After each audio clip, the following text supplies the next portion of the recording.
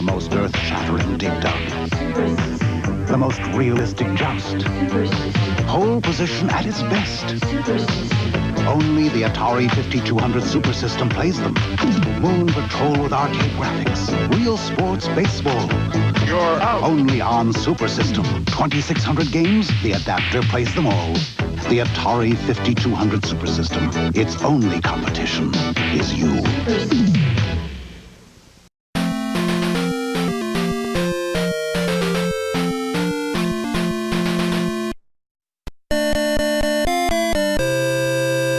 Alrighty, welcome back to another Twin Family video. I'm Rachel Schaefer, your host, and today we're finally getting to rebuild the 5200 joystick. Now, I do have the parts, and you'll be seeing them in this video. It's actually a couple-step process. First, we're going to disassemble it. Then we're going to clean what we can because certain parts can't really be thrown into the water, and then completely rebuild it. Now, also, it's sort of a crapshoot because when I originally bought the lot, the seller said that he rebuilt a couple of those controllers, and those controllers were inside the console. But as I showed you in the video, they weren't, and you could tell that they weren't rebuilt. So what I did is I took a couple of the better looking controllers. As you can see, there's no dents that I could see anyway, just a little tiny bit here, but you're really not going to see it too much. And eventually all the joysticks are going to be rebuilt anyway, so it doesn't really matter. And obviously the side here from when the plastic came off, but it's fine. There's some dust on the boot, as you can see here, because we're also going to replace the boot. And obviously on the reset buttons are up here, the action buttons as they call them. And of course these are a little squishy, so I don't think this one was replaced. However, we won't know fully until we open it up whether it's been done or not. So, I guess it's as good as mine. And obviously, these are a little bit better, the joypad. But again, we're going to open it and find out. And he did rebuild because he included the old parts. But which one he rebuilt, or ones, because there's multiple flex circuits in here, I have no idea. And that's another thing. I don't know if he rebuilt it with the stock 5200 parts or did he do it with the gold parts. We're using the gold parts and the new boots from AtariParts.com. So we're going to get to work. And the first thing we got to do is remove this shaft. And Atari Parts sells a tool for that. And it's a long kind of tool. It's sort of a jack, if you will. And as you can see here, it's custom fabricated. And you can tell because of this thing here. It's like a fork. And what this does is it goes under here, under the joystick shaft. And as you're pulling up, you use the force and pull it up like that.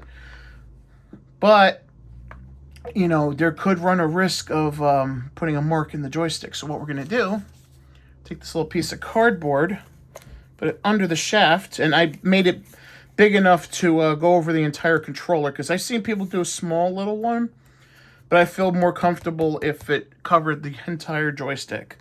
So now we're going to slide it under like that. So as we pull up, as we do the force, it's not going to mess up the joystick because there's cardboard. And it takes a little bit of try. Come on. There we go. We got it off. And here it is. It's off. And let's check for damage. No damage. And that's because look at the cardboard and look how hard I had to use the tool. That would have definitely put a dent in the plastic. But because we have the cardboard from a box, we're okay. So now that the shaft is off, now it's time to unscrew it from the bottom. And there are 3 screws. 1, 2, 3. And so now we're going to unscrew it.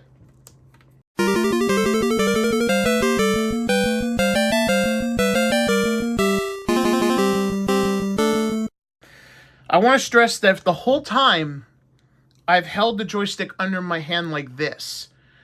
and raised it up off the table. And the reason for that is because, remember, the shaft is still exposed. The last thing you want to do is break the shaft or potentially break the potentiometers inside. So you just, as you're doing the screws, you just hold it at an angle like this and keep it off the table. And also give you a more solid base to work with. So now we're going to take her apart. And remember, there's a flex circuit here. So you've got to be careful. Which is fine because we're going to take the damn thing apart anyway, replace the flex circuit. And they're going to force you a little bit. Just go with the flow. And voila. And by the way, this is sort of a thing where you'll see like paper sometimes, which is fine. Sometimes there's paper on the bottom. I could just scrape that off when I clean it. Now, this part's going to get cleaned. This part. Because I'm going to take this off in a couple minutes to show you how to do that, as well as take off the boot. But first, I want to show you this stuff. Because I'm not touching it, because this is how it's got to go back in.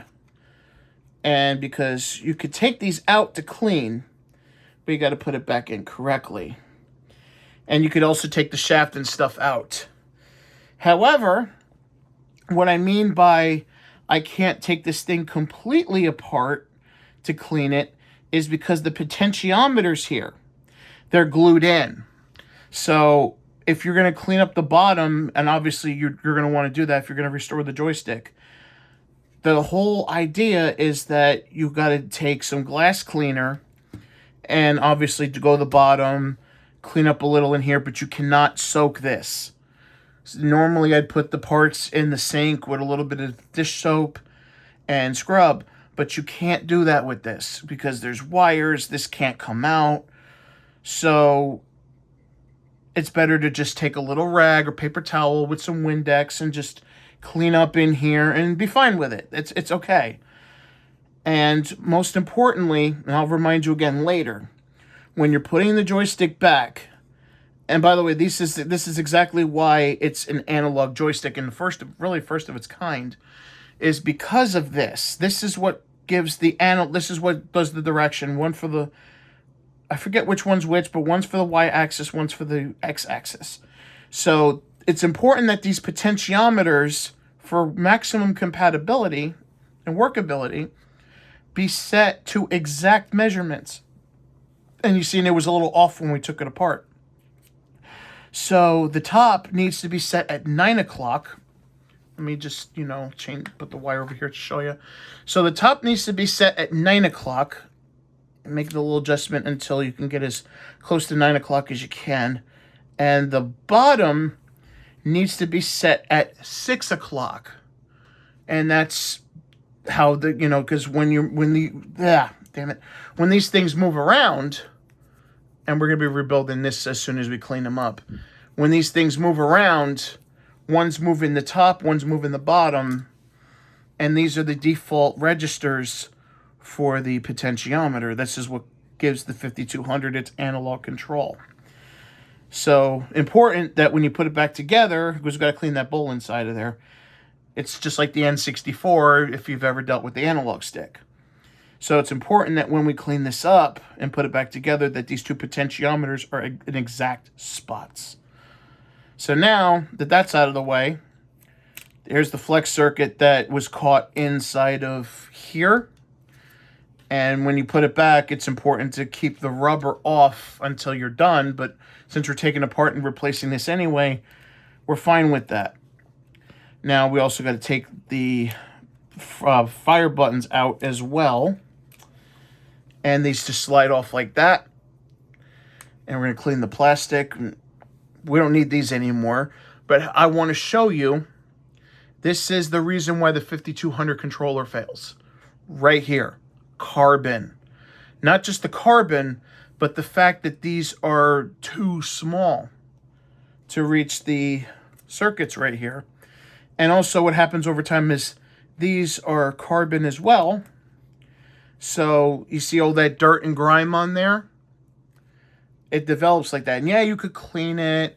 You could maybe even put aluminum on there like some people have done. But especially now that the gold, you can buy a gold kit for the joystick for like under $30. It's best to just replace it once. Set and forget! You don't have to worry about that no more. And it's relatively simple to do. And obviously we're going to take this, and you see it's a little sticky here. And we're going to sort of cheat that when we rebuild it, because we're going to use double-sided tape. So obviously take this other one off. And obviously put the old parts to the side, but you want to put all this plastic stuff in a pile, because it's better to just clean that part and the shaft with soap and water. Now, for the shaft, you don't have to worry about lithium grease, because it's this part, this plastic, that goes in the bowl and does the analog functions. So you don't have to worry about that. But the biggest thing now is to get the flex circuit off. And we're going to do that. And it's stuck, so you're going to need a little bit of force. And, of course, this is a ZIF socket. So when you put the new one in, you got to put it right in the flex circuit, like right here, and force it down like that. But for right now, we're taking it apart because we're going to be cleaning it. And we can also clean this plastic too now. And, of course, the fucking... just like the trackball, the peg comes out. That's fine. Because we still got these other two to hold it down, so we're okay.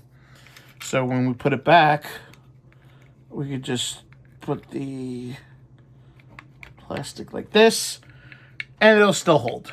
So we're good. Now, if you lose two of those pegs, you're in real trouble. But since we got, you know, two pegs here, just the bottom one's missing, we're okay. And it's the bottom peg too, so we're good. We're going to have to put double-sided tape here to keep the flex circuit down. So just keep that in mind for when you clean it.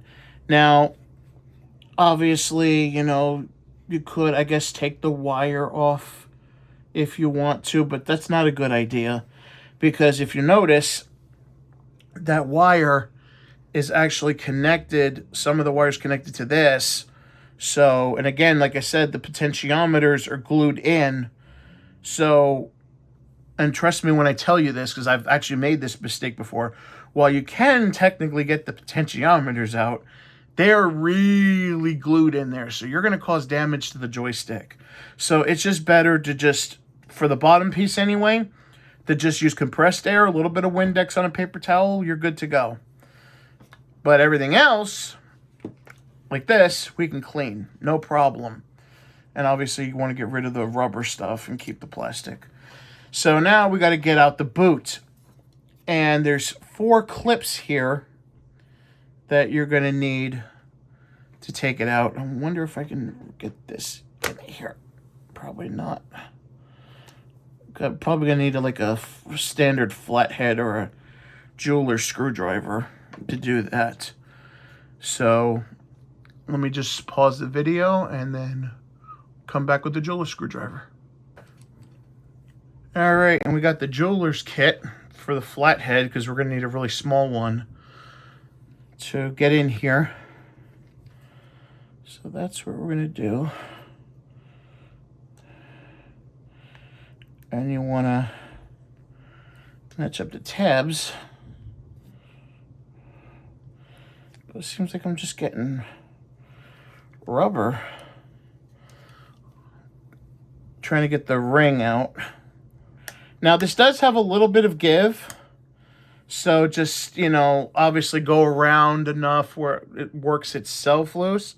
And as you can see, no broken pieces on this at all. And because it's a little bit flexy. So it has a little bit of give, so don't worry about that too much. Obviously, we're going to put this in the plastic where it can be cleaned. And look at this lovely, I don't know how well the camera's picking it up, but right here, just ew. Look at all that dirt and grime. 40 years worth. And as you can see, the boot is coming right off. And we could throw that away because we're going to be putting a new boot on there. Because another reason, not just because it's dirty and grimy and nasty and disgusting, but another reason why you want to replace this is because this is pretty much the only reason, the only way that the 5200 joystick self-centers because of this heavy rubber. And after a while, you see the rubber, it stretches out, it gets all nasty and grimy. But with the newer rubber, it's heavier, so it's going to last longer. So now we got to work on getting this off, and this is actually not that hard to do either. And right here, I don't know if you see, right in there is where the tab is to, I don't mind that at all. It may be a pain in the butt. There we go. It's off. Maybe a pain in the butt now, but I promise you when it goes back on, it'll be easier. And you can see no real breakage, just a little gash where I had to put the screwdriver to open it, but that's fine. So there's no broken plastic anywhere. And obviously I'm going to use this screwdriver and just try to get in here to clean off some of this green stuff. And it's more like a paper. It's probably from the flex circuit, which is fine because we're going to replace it anyway.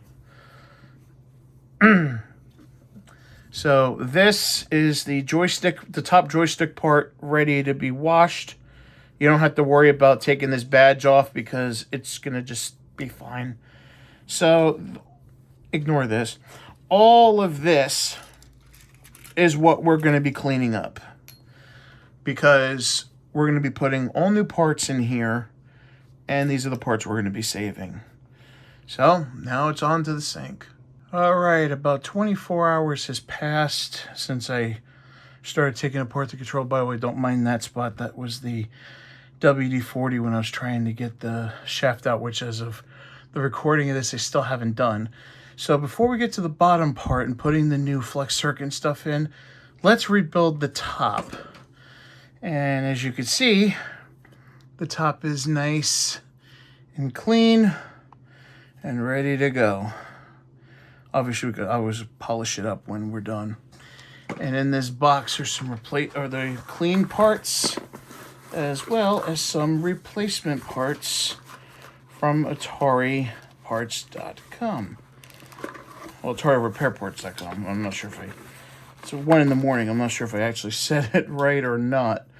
But we're going to take all of our parts out of the box that we cleaned, as well as the new parts and the new flex circuit. And we'll get into the flex circuit and stuff first, which is this. And the flex circuits do have adhesive, but I still got double-sided tape just in case we need it.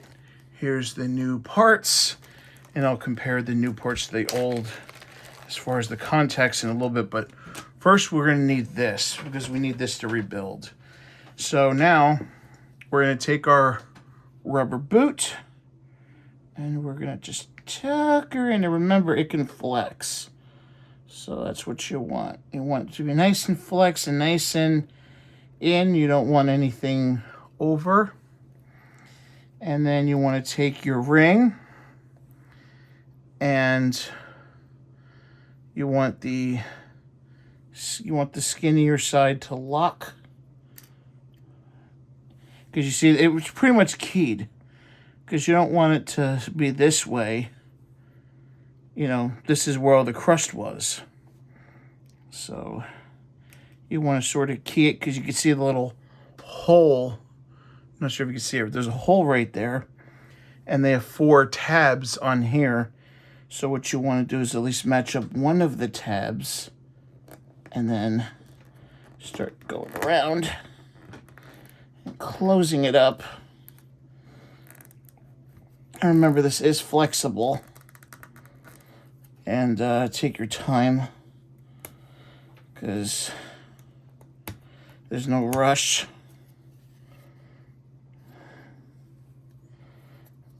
And obviously, if you're gonna need help, do it now. A few minutes later.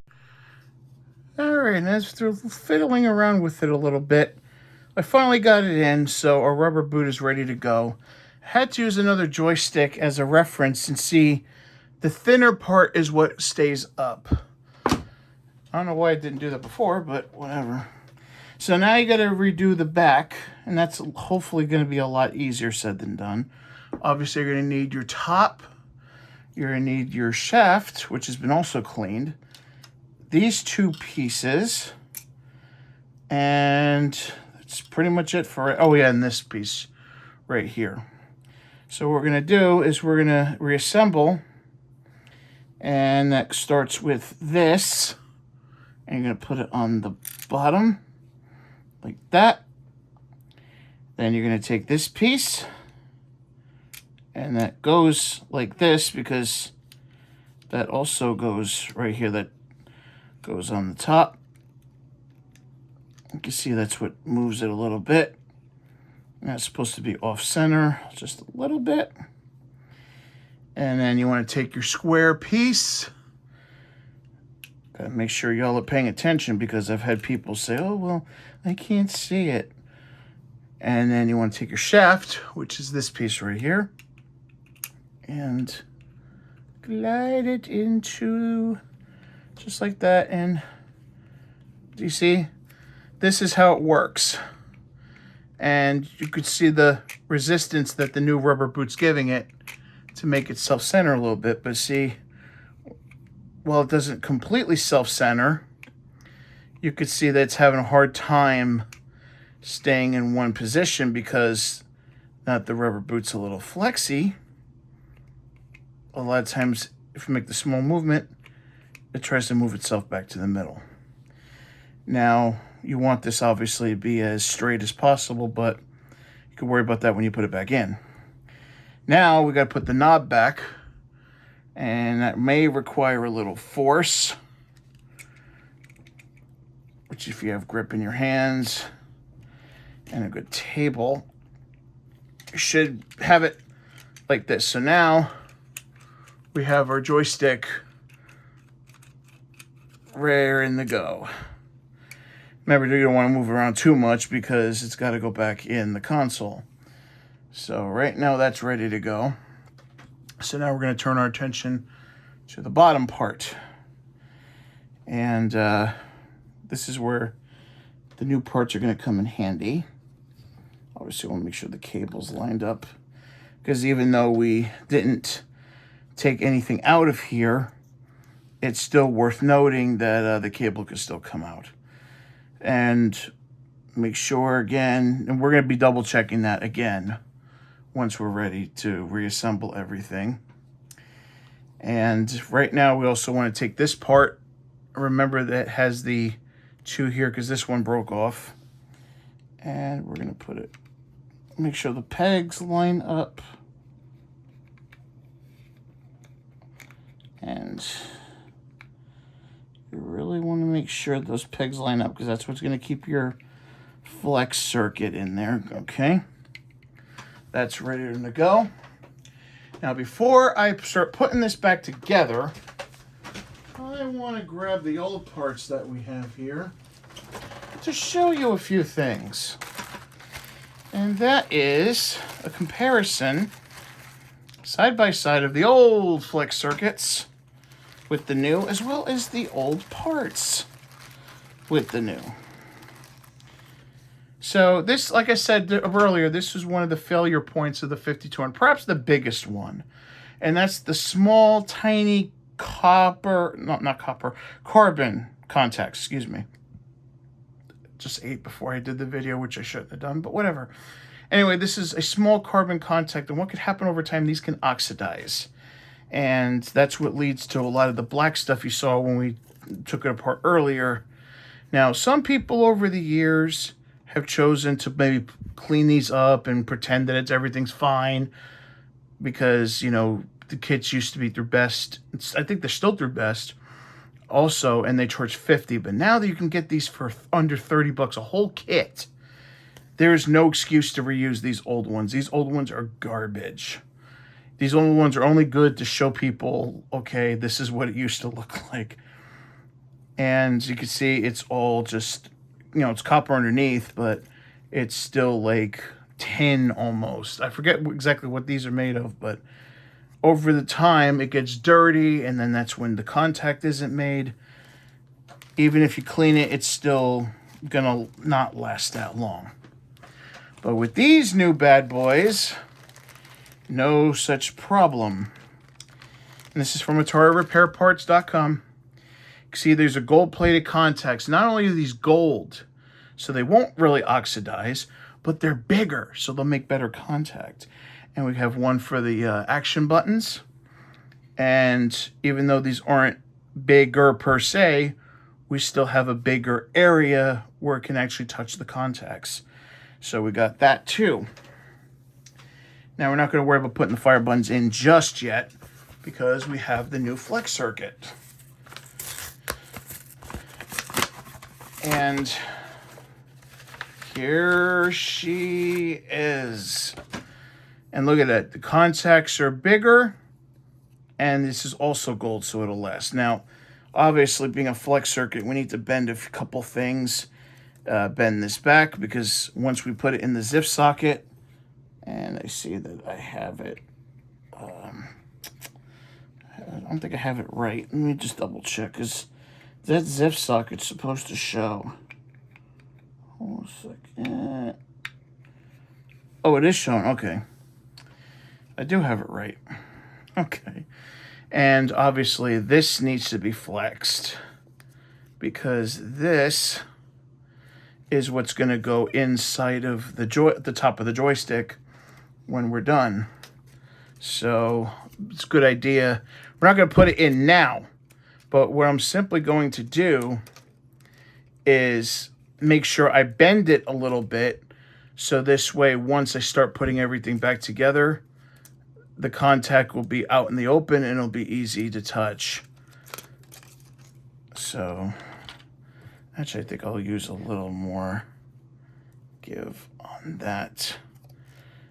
And obviously, we can't really test it till the 5200 comes back. So a little trepidatious about that. Because I try to leave a little space. Because you never know. So you don't want to bend it too much, but with these flex circuits, you really don't have to worry about that too much. See, perfect. Because the buttons will make contact even there. So you put that top away. Now also, come to find we don't need the double-sided tape. It's always good to have it just in case you want a little more stickiness because it comes with adhesive already. And what you do is you just take these off and put it on. That's what we're about to do. And first we're going to start with the ZIF. And we're just going to... What I'm going to try to do... I don't know how well this is going to work out. But I'm going to try to match because you have holes in the flex circuit, and that's for putting into the pegs on the plastic piece here. So I'm going to try to stick it to this, so this way as we put it in the ZIF socket, we could just put it back. And also take a little piece of double-sided tape, just a very small one. Now obviously always get rid of your first piece because it's dirt. We don't need dirt. Just a little piece, just like this. And just to give it a little extra stability. Because you see it was already starting to come off anyway. We're going to pop her in here. Just like that. And we're going to work it. So this way now, we know this flex circuit ain't going nowhere. All right, so now we're going to insert right into the ZIF. Perfect. And obviously you want to guide the plastic back into the pins, like so. And would you look at that? Oh, shit. There we go. And it's in. Look at that. Ready to go.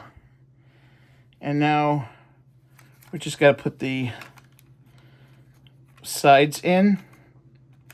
And remember, it's flex circuit, so there's a little give to this thing. And so you just got to manipulate it just a little bit. There we go. Not too shabby. New York, I mean. Know your solid reference. Anyway, now we just tucked it. It's right here.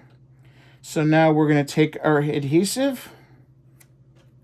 And this is exactly why we want to make sure the plastic was clean on the sides. And we just stick it. And it is in. And we're going to rinse and repeat for the other side. Right here. Don't know if you can catch that on camera. Right there. And there is a little notch on the bottom. So you want to make sure that that notch is touched. And by the way, just before you permanently set it in, just make sure it's actually down. It's not that hard to do. You don't want to move it around too much. Obviously use a butter knife or a screwdriver to just work the corner, just to stick the corner down. Should be all right now. So that's pretty much all there is to it. And now we put the fire buttons in, and it's keyed up one way to the other side, and it doesn't matter which side you stick. You just put your fire buttons here, and they're a little longer, which serves their purposes.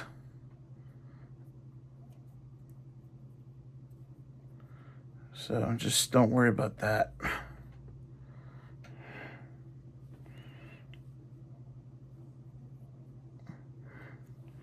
And just slide her in.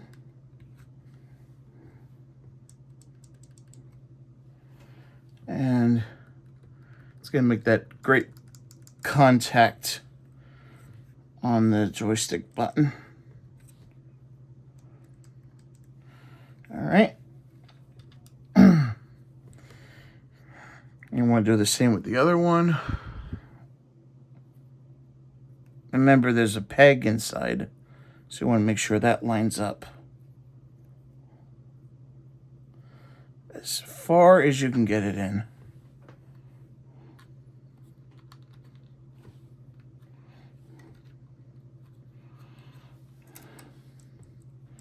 Obviously, you want to press the buttons just in case. All right, now we're going to take our keypad, and we're also going to put there. And you see it's still a little sticking out a little bit, which is fine, because that's going to hold the pad in place. Some people do it this way. I want to try it, but I don't exactly like to do it like that.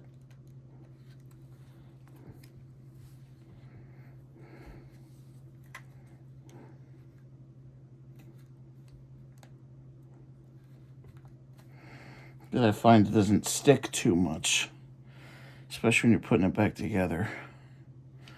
Because I try to stick it through here if I can, and then put it in. But you see, it has its drawbacks too.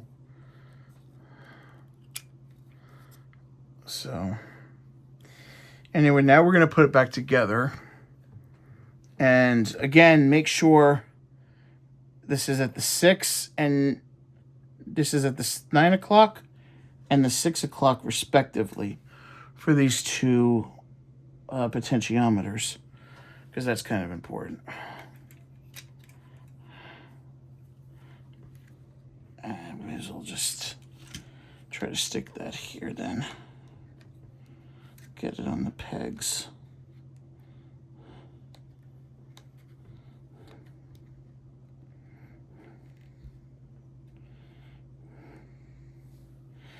All right.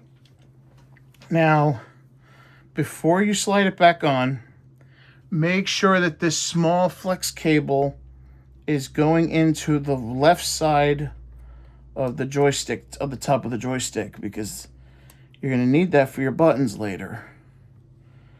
And make sure you have it all the way up. And by the way, as you're putting it in, it's hard to tell on camera, make sure that the shaft is lining up with the bowl on the inside. And as you're doing that, make little adjustments if you need to. Making sure that it's at the 6 and 9 o'clock positions.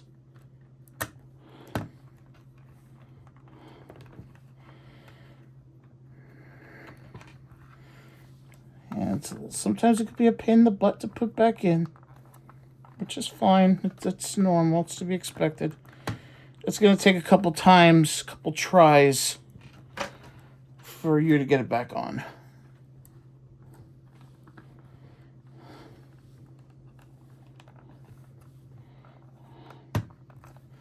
Especially with the shaft. So be careful with that. Again, it takes trial and error and patience. You'll get it eventually. The only thing is, I wish they would have came with a replacement plastic piece. Maybe a little bit of longer spokes for the keypad.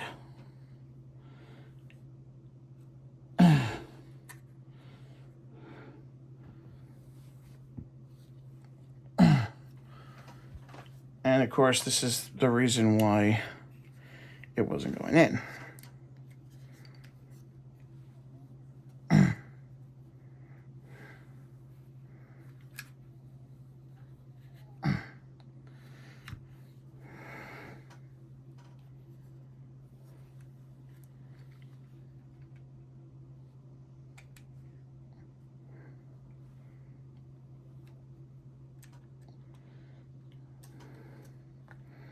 By the way, this is real time.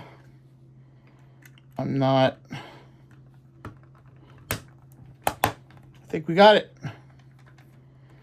Joystick is joysticking. Everything is closed. Yes. Keypad is keypadding. Make sure you test all the buttons. Fire buttons are firing. Is it ringing? Is it dinging? All right, test time. And everything seems to be fine now. We just got to do the top. And that's easy enough to do. You just take your action buttons, pop them in here, you start, pause, and reset.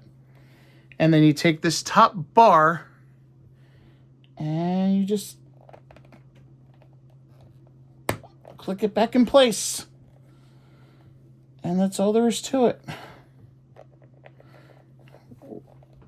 Start, pause, reset. And by the way, before you really start testing it, screw it back together. I'm going to take our 3 screws.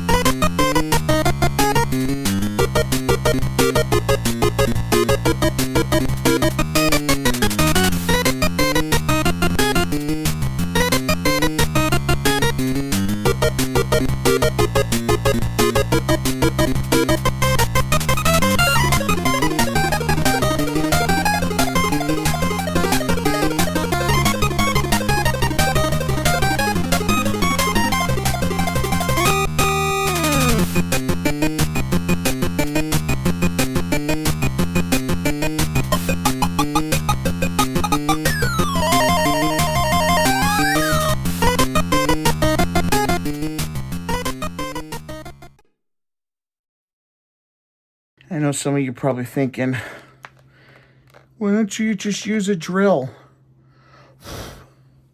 Can you see how, you see the fresh marks for the screwdriver right there? A drill would make it worse. You don't want that. because I could always go back, unscrew it, and then, you know, put them in vinegar later. But for now, these will do. And after about 30, 40 minutes, I know Ivory Tower has done videos like this where he's done it in like 15 minutes, but he does them all the time. And I'm sure arthritis doesn't bother him as much as it bothers me. But anyway, we have our joystick working as Raccoon takes a bathroom break.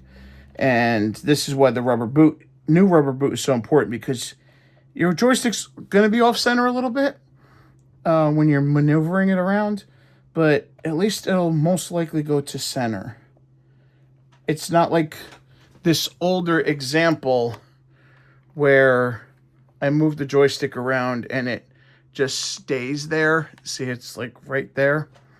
This one, it'll stay a little bit, but it'll still sort of center itself. And some centering's better than no centering at all. And you can see the buttons are working as far as being able to press them. And again, we don't have the system back yet. So all we can do is like do the field test. And the fire buttons are a little more responsive and, I don't know if you can hear it, clicky than the older Atari set. So now, obviously just take some IPA on this cord, clean it up a little bit, and you got yourself a brand new joystick ready to go for many years of excitement, many years of gameplay, and many years of saying the F word at the TV when you can't move Pac-Man too well. So, for now, Rachel Schaefer signing off.